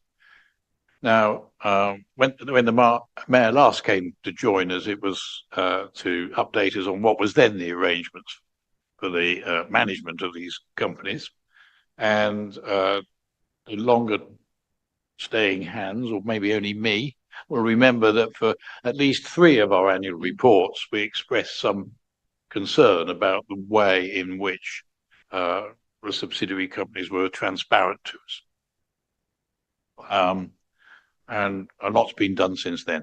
So very much welcome, I think, as a committee, that we have this item on the table today. And there was a partial insurance last year about these arrangements, which prompted this item on the agenda for today. And as well as knowing what they are, I think the committee is looking for reassurance on the oversight and governance of the overall model. So with that long preamble, do I give to you, Matt, to lead? Yes, I'll start off, Chair. Thank you very much. I think hopefully this will fit in with some of the comments made earlier in the meeting in terms of some of our progress and improvement and so on. I'm also very grateful to my colleague Steve Clark, who's the senior officer responsible for Local Growth Fund marketing, site and evaluation, who joins us online in the event there are any specific questions, although appreciating what you said, Chair, about the role of the committee here in terms of overall assurance of what's being undertaken. So it's a report to inform the committee the arrangements in place for review and reporting the subsidiary companies.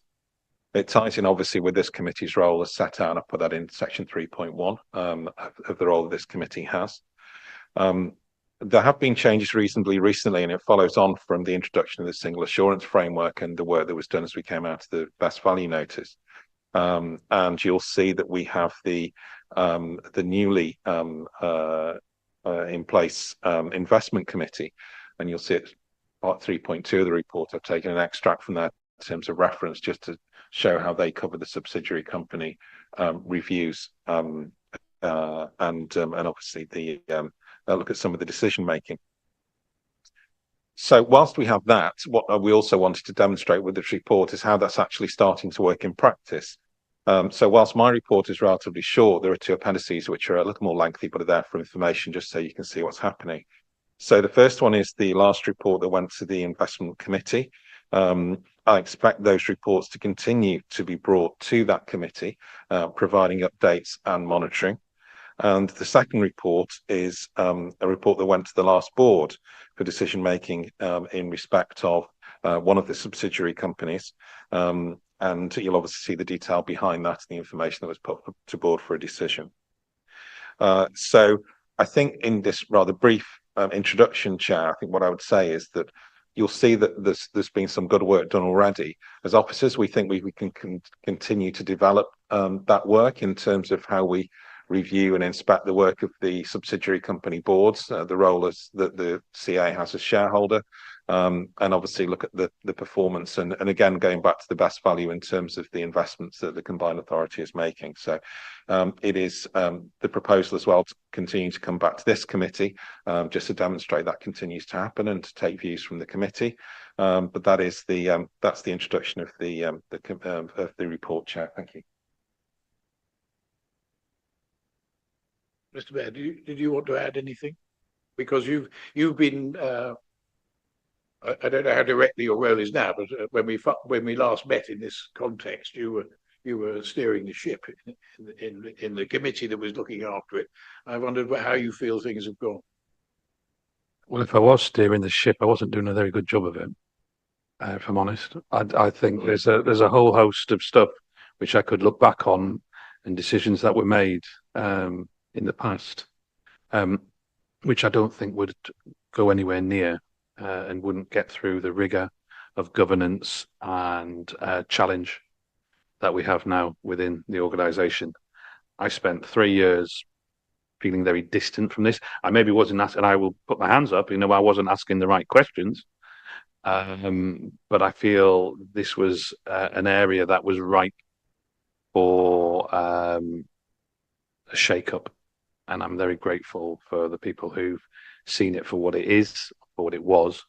And I'm grateful. So when I look at that report and I look at stuff that we're doing about a social impact investment fund, relatively small amounts of money, but actually having proper governance and challenge as to how we're going to spend that, but also link it in with the ambition of the combined authority and indeed mayoral priorities. I am pleased. Don't really have much more to say than that. It's been a long time coming and it needed to be done. Yeah, that's it really. Thank you. So members, questions, comments? Go ahead. Clear, maybe I've just not read the papers properly, what the difference between the investment committee board is and the business board. And I think what Nick has said is extremely honest and very helpful. The investment board paper simply says to note lots of things. The board paper says to approve something which is a relatively minor item. I don't get a feel from here as to whether or not this is contributing to the combined authorities' ambitions, whether we're making any money from all these investments, and whether that is in fact our responsibility anyway. I certainly didn't appreciate just what a vast number of subsidiary companies, trading companies there are. Okay, the money's relatively small, but I didn't appreciate that, and maybe I should have done as well. Thank you. Who would like to? I'll just make another comment. When the combined authority was set up, there was a lot of money swilling about, and and some of it's been used to great purpose. Great examples, would be what's been achieved ARU Peterborough. But I feel that some of the point that you made with regard to what the role in the past of the business board and decisions that were being made there, and how they were being used, didn't have the rigor which I feel that the investment committee does, and it has the voice of elected representatives working with business. And again, maybe Janice, who has more a head for figures on these things, could kind of put that into more context. But again, the rather sad thing, as I reflect on this, is that we now have a fantastic business board, which is very strategic, which is well chaired, and very much aligned and respected as a part of the process that what we're trying to achieve at the combined authority. But unfortunately, we don't have quite as much money around, and that's for many reasons. Some of that's a national thing, to kind of make these sorts of investments. I look back on some of them, and I close my eyes, and I'll let others make be the judgment in history.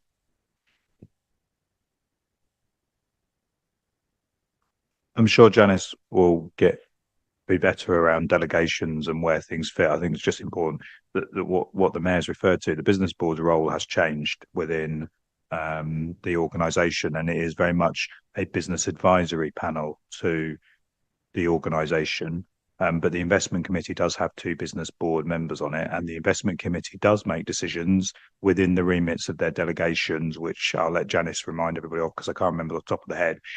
There are also delegations to me as chief exec up to a value as well, as long as they fit with the criteria. And what we have behind it is an officer meeting or an investment panel, where those are reviewed before they get to an investment committee, concept papers feeding through into the board, and final decisions being made in line with our constitution and where decisions should be made. So I think there's a much more strengthening of governance. And come back to Councillor Wilson's point, and is that then aligns to corporate priorities, our ambition, and some of them will be not necessarily about generating income for this authority. Some of them will be to help commence something. The social investment fund is a really good example.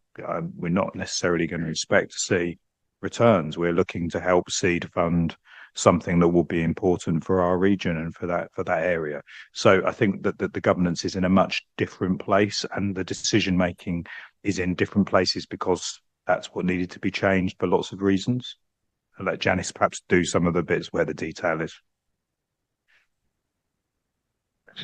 Thank you, Rob. I think quite a few things I was going to say there have been said. The investment committee actually also subsumed the role of what was previously the shareholder board in relation to subsidiary companies, so that review about how shareholdings and the benefits that they are delivering. And as Rob and the mayor were pointing out, the benefits are more than just financial ones. It is about the contributions they make to the region in terms of jobs created and businesses supported, etc., as part of that. The reason this report was to note was to look about supporting that framework. So this is about setting the baseline so all members fully understand the interest that the combined authority has, not only subsidiary companies where we have a role on a board or a percentage shareholding, but also those where we have equity interests because of they've been supporting new up-and-coming businesses to thrive within Cambridgeshire and Peterborough. So it's trying to just set out that full analysis for the investment committee as that starting piece. This paper is actually, funnily enough, also going to business board as well, just to confirm that with the members of the business board. So we've got that absolute shared understanding and that true picture coming through as part of that. In terms of the other aspect for the investment committee, as Rob was saying, it is about decision making. So for investments up to £1 million, the chief executive has delegated authority from the board to determine that investment. Between £1 million and £5 million, it's for the investment committee to do that, and over £5 million, it does revert onto board, and that's part of the single assurance framework that we've got set up that was approved by the board. So there's two aspects about the decisions on investment, but also about us as an organisation and our shareholdings. Thank you. Right.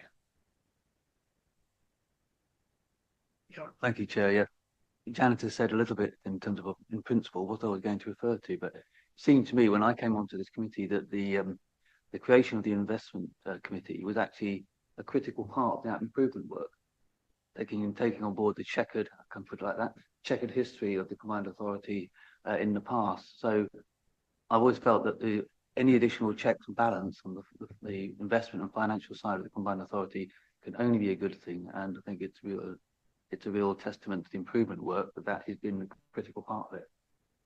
Thank you, Mark. Thank you, Chair. Can I go back to paragraph 3.1 on page 54, please? Because, of course, it's the Constitution saying the Audit Committee has a responsibility to assist, advise and provide appropriate review to the combined authority. And I suppose my question, well, I've got a number of questions, but the first question is that if we're doing that, how frequently have we got to provide that information, and in what form? How would we actually deliver what the Constitution's asking us to do? The second question really is about the investment committee. Now that's been formed, when you look through at the Constitution, for example, under 13.322, which about assisting oversight responsibilities in relating to reviewing and monitoring. When you go back to the Constitution for the investment committee says, and I know it says it has the following functions in regard to its shareholder. And then it says monitoring, so the investment committee is monitoring performance and information from each subsidiary, in particular on financial and other risks, and escalating such risks within the authority as appropriate, providing a holistic review of risk to the authority offered by all active subsidiaries, and reporting to the combined authority board on the performance of the subsidiary companies. It appears to me that there's some overlap between what this committee is doing and the investment committee, and I think I'd probably like to see either a change in our terms of reference or a change in the investment, so that it's clear who's doing what and there's no duplication. And whether or not some of the roles that are in 13.322, 23, 24 and 25 should sit with this committee now, I'm not clear, and no doubt you'll provide some guidance as to committee on that, but I think there's too much duplication. Shall I do the background before you comment? I think these words in here, I think there were 3 meetings, I don't know how long ago, 2 or 3 years ago, when we knew not what was going on. And we had the long debate about what is the purpose of having such companies. It's about arm's length and getting the freedoms of the more entrepreneurial commercial spirit without them being uncontrolled. So I think, in my judgment, we haven't had anything yet that enabled us to compare one with another. And I think it's still an open project, because I don't think at the moment, and I hope that we've yet seen enough of the governing arrangements to know enough to make a judgment as to where we should reduce or expand our role with that. Thank you, Chair. They're all very valid points, and it's not lost on me either in terms of somebody responsible for the Constitution and taking on the points Councillor Wilson made as well. We are, I think the point that's been made is we're at a formative stage with what we're doing here, and the main issue for me is making sure that we don't reduce the review and the oversight. So at the moment, the SAF has come in, and there are questions as well as to how that ties in with, say, some of the thematic committees do with investment committee as well. So we're trying to find a way through that, a way that it all works, where we have improved governance, improved review, and improved oversight. So there will be a little bit of overlap, I think, initially, whilst this all settles in. And I think we also need to differentiate between the parts that Audit and Governance Committee have in terms of that overall review and assurance. For example, that the Investment Committee are getting those reports, they are providing the correct oversight, that you're happy as an organisation it's doing it properly. So I know it might sound like dancing on the head of a pin because of the nuance, but there is a clear role for there. And I think in terms of the investment committee and what that does, whilst the information is for noting, we're not always going to feed committees with a recommendation that we think should be right. We're going to put stuff in for noting so the committees can review it and then give us a direction as things we need to look at as well. So the point that Council also makes over the oversight, that will develop, as I mentioned in the introduction, and I think there will be more for the investment committee to get its teeth into as it develops. And as Janice has said, in terms of the single assurance framework and the monitoring and the delegations put in there, it will actually be making some actual decisions as well as making recommendations on board. So it's not a straightforward system, I'll admit that. But the main thing is we need to try and make sure we've got everything covered. And as we get through it, we'll find where the duplication is. We'll find where perhaps we need to amend reports to provide more information or more scope for decision making. And that's why, as I say, I mentioned in the report that we see this as a good start, but that we think we can do better. Thank you. Thank you. Any other? Yeah.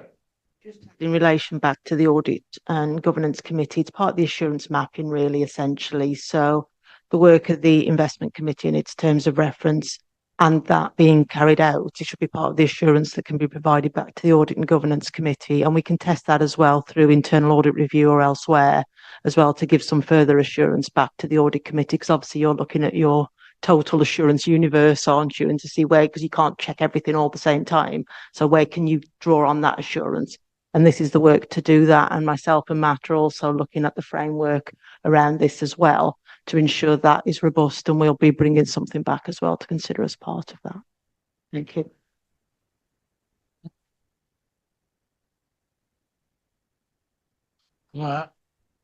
I've had some sympathy with Graham's. You described it as not having read it properly. I found it difficult to tease out from this tour de horizon of how it relates to those responsibilities that are on the table. And I'm still unclear in my own mind what the direction of travel is with companies, because in some forums you say, well, there's only going to be 2 left and don't worry about it, old chap.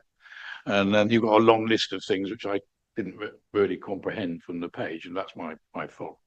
So I think in my own mind, we still need to know, what is the intention regarding it as a philosophy.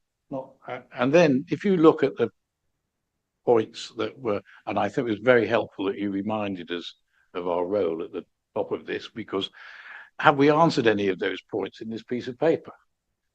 And the answer is, I don't think so. I don't think we've done to the practical how. So, for instance, barring review the challenge, the audit, the arrangements for its trading companies and the appointments of the boards of the companies. I don't know how they're. And we do know that these issues of appointments can be risky in themselves. So I think we as a Audit and Governance Committee would benefit from having explained to us how this is done, how many companies that will want any changes in the future, what financial information. Because one of the debates we had before was how do we audit? To what extent do you audit subsidiary company? Because we shouldn't be in there with a long screwdriver. That was one argument. And the other argument, this is public money, we need to be satisfied. And this doesn't, well, it didn't say it in a way that got into my mind, doesn't explain how the governance is done to satisfy the combined authority that whatever its purpose was in this company how do they get the insurance it's being met? And it is a journey, and we couldn't have this conversation without having reached this stage. But I think we would benefit from a further, not in a rush, but a further report that looks at our duties as defined in the Constitution and opens them up. And that might help a path to David's very valid point. We don't want duplication. But on the other hand, the function of the Audit and Governance Committee is for the CPCA as a whole. So I think what you see in these words was wishing to see delegate any of the responsibilities until we knew all about it. Does that make sense? When can you produce the goods? There's two different questions, Chair. I'll see what I can do. I think we needed a starting point with this committee, and I think from an officer point of view, it's been very helpful to hear the discussion and some of the issues which you've raised, because it gives us a better idea now of the things that you do want to hear and you do want to see in more detail that we can concentrate on with a report like this. I mean, frankly, the conversations in the office when we first started to look at this stuff, even for investment committees, how do you define a subsidiary company? Because they can take very many forms, and then the question of, well, what do we put on the list? Well, put as much as we can on, frankly, because you need to see everything. So as we move through this, then the next time we do come back, then we will be able to say more about how directors are appointed. We will be able to look more at what those outcomes are. Again, going back to the point, it's not just a monetary outcome from a best value point of view. Sometimes it's attaining the goals which were set out in terms of the individual projects. So I think this gives us something to go away and sort of look at. As to when is more difficult, because I'm looking at the meetings that we've got coming up and that sort of thing. So if you set a time limit, you're the committee, it's up to you. If I'm setting a time limit, I can't set a time limit. I know my place, Chair. So I think it'll be up to you really to make a decision. To have an idea, and then we can disagree with it. So what's your idea? Okay. All right then. Well, I'll give you a starting point, shall I? I don't know whether you need to see this more than twice a year. And I'll switch my microphone off now.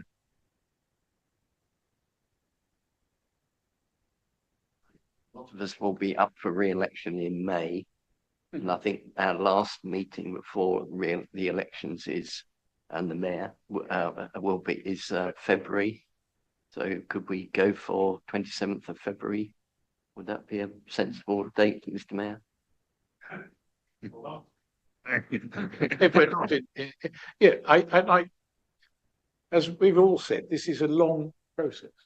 If you could do something for the 27th of May that took our responsibilities and explained how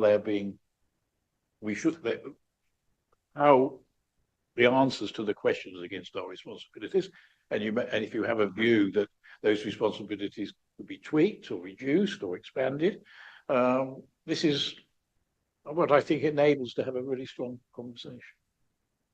Certainly, Chair, and I think if we're looking at the February date, we'll see we've put together as much as we can for that day, just to make sure that we're able to have a meaningful conversation. And in terms of that, it may not cover everything you want at that time, depending on how much resource we've got available to put all of that in. But we'll certainly try and come back with more to give you more to look at and more to consider. Yeah, and then focus on the practical. How do we appoint people? How many reports do we get? How does the investment committee? Once you've done the practical stuff, the more philosophical or the direction of travel. If I was writing it, that's how I'd do it. Okay. All right. Thank you. Good. We will get there. But at least now we have on the table information which we'd never really had in a consolidated form before. So please, this is not a criticism of anybody. This is just about trying to make progress in a very complicated and, in some regards, in some parts of UK, a highly risky area for a local government organisation. Yeah. Okay, thank you. Okay, we're now going to see. We're going on to item 9, which is the internal progress report. Dan, are you introducing this now?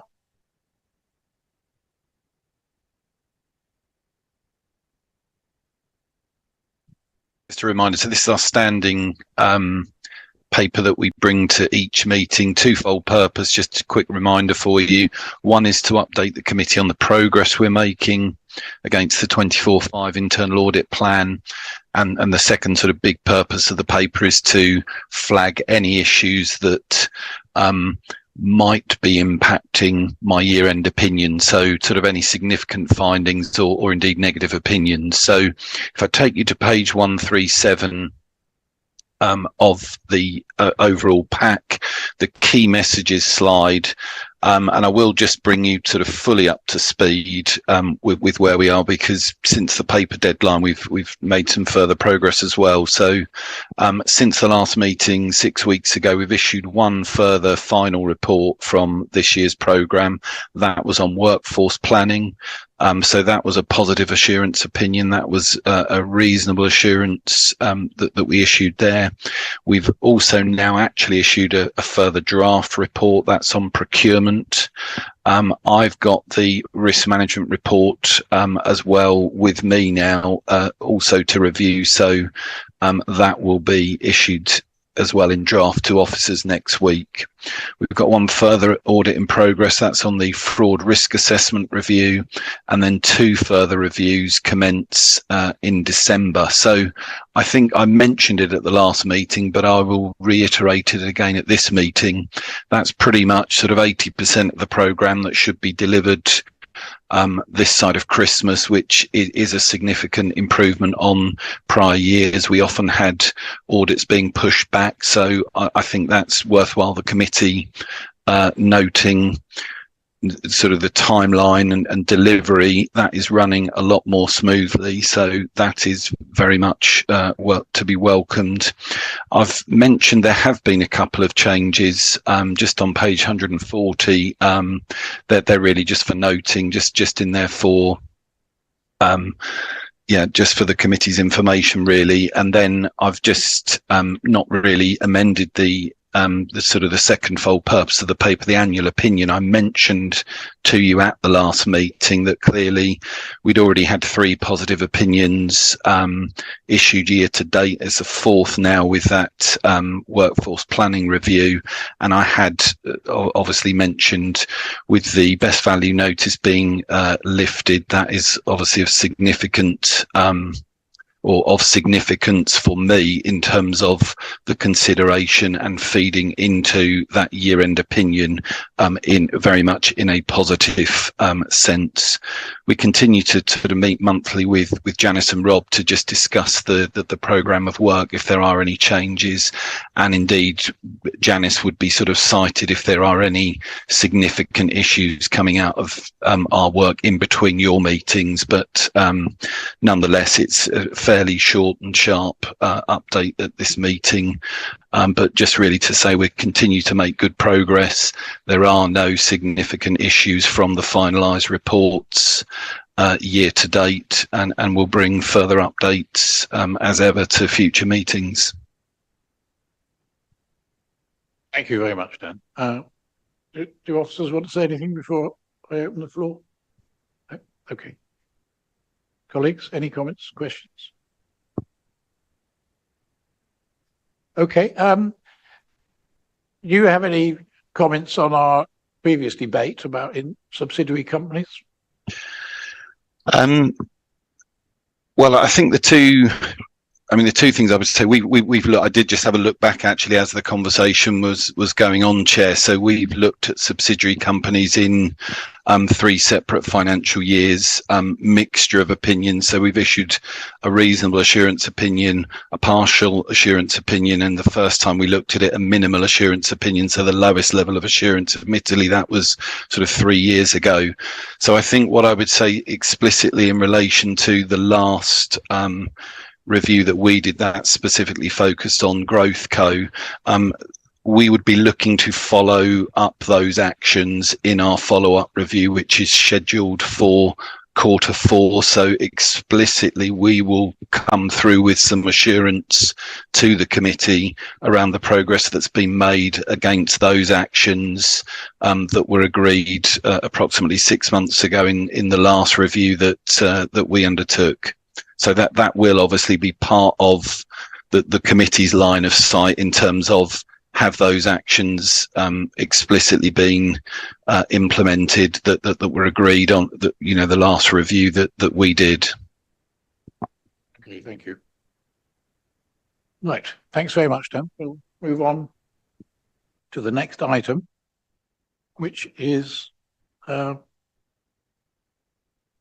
has up to now today been a very quiet external auditor. Don't ask me any questions. So, by way of update in relation to the 2 financial years that are outstanding, so for 22-23, we'll be looking to issue our. I'm not sure your microphone is on. Oh, it's there. Is it? Maybe Okay. not. You couldn't see it from this line of sight. So in relation to 22-23, which is Janet's year that she will be signing off, we expect to issue an audit completion report next week to Janice and Rob ahead of your meeting later in the month, where we will be able to conclude that year in line with previous discussions ahead of the 13th of December backstop date for that year. Probably more importantly, in relation to 23-24 audit year, had a good discussion with Rob this morning. There's probably a handful of outstanding queries we've got left to just work through and then update our value for money procedures and commentary. And that commentary will reflect progress since the 31st of March, when you did receive clearly the notification that the best value notice will be removed. So the commentary will include that, but clearly that best value notice was in play for all of that financial year. So the commentary will bring you kind of up to speed with where you are, but the financial year itself was covered by that best value notice. So I think one of the next agenda items is a date in February for the committee. We'd be expecting to bring our audit results report to that date ahead of signing off, ahead of the 28th of February backstop date for that year. Right, so if you can get your years in order, do you have any comments or questions on what external auditors briefed us on? I would get muddled with the years, as people well know. I think, Mark, when we talked about this earlier, the lifting of the best value notice and the implications of the letter that you wrote to JP a while ago, that will be covered in the March meeting.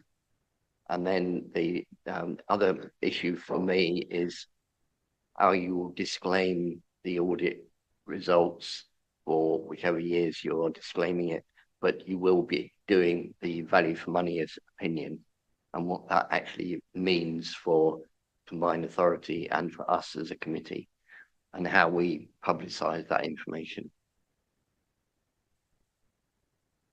So good question, Graham. Thank you. So irrespective of the audit opinion on the financial statements, which will be disclaimed in 22-23, but then to a lesser extent in 23-24, as we move through audit procedures, we are completing value for money procedures for both years in full and reporting against them in full. 22-23 will have another matter to report in it, linked to the letter. We are still discussing the impact of the timing of when the best value notice was lifted vis-a-vis whether it impacted the whole of the 23-24 audit year and what that means for our audit opinions. That will come through in our audit results report to you in February. I think covers it. Answers that element. The other bit I'm concerned about is how we publish this information and go public with the fact that the audit results have been disclaimed, and the layman might think that's a failure by the combined authority when we know it isn't. It's outside of the control of the accountants within the combined authority. But it sounds Chief Executive. Sorry, Mark. I mean, I think this is a national issue, Councillor Wilson. I mean, yes, we know how that comes out from a combined authority point of view, what people will take a view on. But I imagine Mark and his many other external auditor colleagues are working this through across the country with councils, and the view that how that's worded is actually really important, because it could be turned into exactly what you have suggested. I don't know yet whether there's been a common ground on how best to deal with it, but I do know that the government, SIPFA, and others have been talking to external auditors about making sure that how that's worded is appropriate to try and minimise the unfair criticism that could come. But equally, there may be some disclaimers and some councils and some areas where there's things that do still need to be recognised within that disclaimer. But Mark probably got more of a view about how consistent stroke best it is being managed nationally as well as us locally. You're absolutely correct. All audit firms are working to the same legislation and the same guidance issued by National Audit Office and the FRC, and the wording of the audit opinion, when you see it, is very clear that it links to legislation and the reasons for the disclaimed approach. And you'll have sight of that hopefully next week, so you can mull it over. But equally, the FRC has provided guidance, I think through Janice, and an accessible guide that provides some background to the issue and provides not quite a format of words, but an approach you can take should you need to release any media statement at the point in time it is released, because it is a national picture. We are resetting and recovering the local audit market in line with government legislation that was enacted on the 30th of September. And we and you are doing exactly what we've been told and informed to do. Thank you. Any other comments?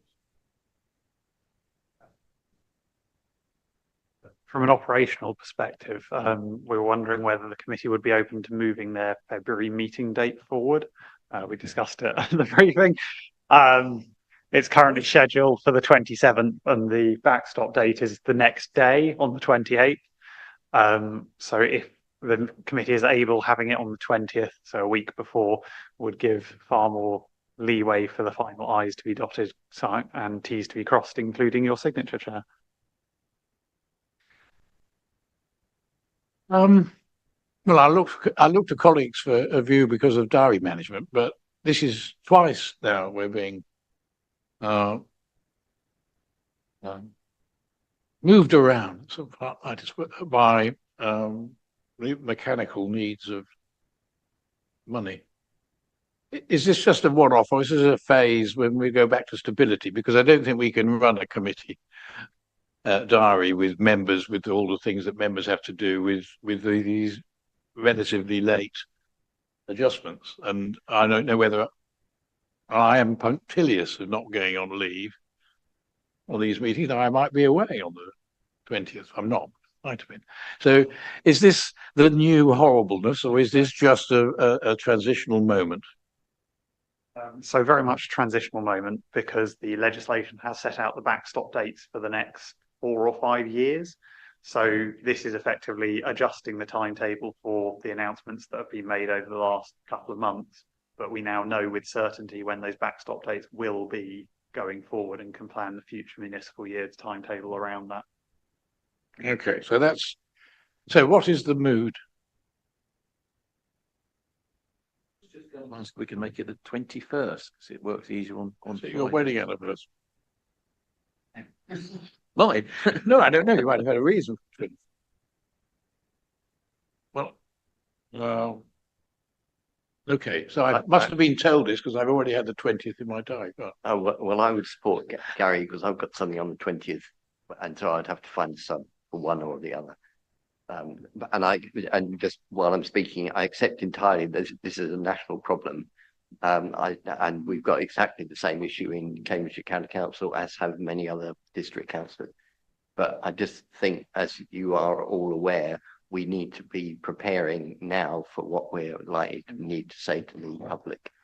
And the information which Janet and others get next week will be key to all this. Okay. So I sort of have a proposal for the 21st of February. Can we live with that, fellow councillors? Officers. Okay, so 21st of February it is. Luckily I'm not in Acapulco. Are there any other comments? I've got a comment at the afterwards, but has anybody got any other comments on what we've heard? Okay, well, forgive my metaphor, but I'd like to decode the earlier part of your answer about your letter of intervention. The metaphor is we had two swords of Damocles in the air. One has been put to, Whitehall has put theirs down. When are you putting yours down?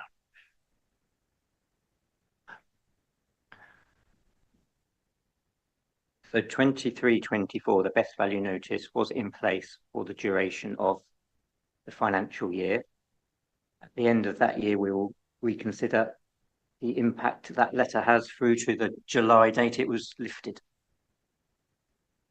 So 24-25 would be the first year where we consider whether the metaphor you use has been sufficiently discharged. Wow. Another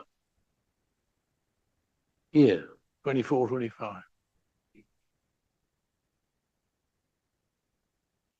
Okay, well, I think I'm going off to Delphi to get some ice on those words, because all right.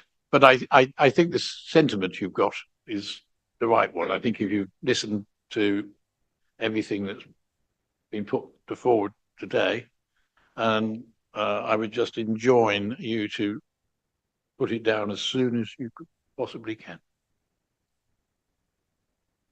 Okay, thank you. And that brings us to the work programme item 11. Any comments on the work programme?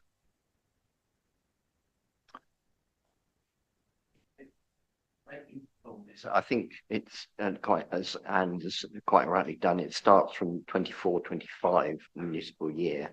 So it doesn't include what we're going to be considering in February. You may or may not wish to. I think we probably got ahead of ourselves then. So, because the idea, the suggestion we had when we discussed it last time is we should have a rolling 1 year look, so that even though the things aren't fixed, we've got some sense of the nature of the business. But have we lost in it then what we're doing in February? Yeah. It's there. It's on page.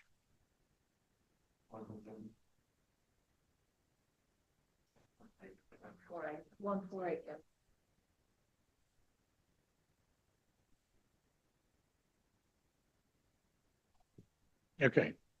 Happy?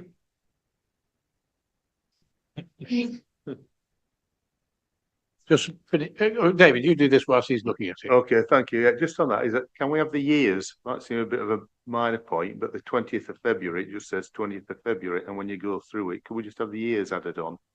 And I also know from the earlier conversation that some officers must have guessed we were going to meet on the 20th of February, which is now the 21st. So that's no, because I got it in my diary. 27th. They had talked to me privately, but we hadn't got your permission. And we had a counter proposal. You see, if you get a proposal, you can then disagree with it. So we're going on the 21st. All right. Are you content now? Am I right? About February? Yes. After. Okay. All right. So I think the addition of the year will help. Okay, good.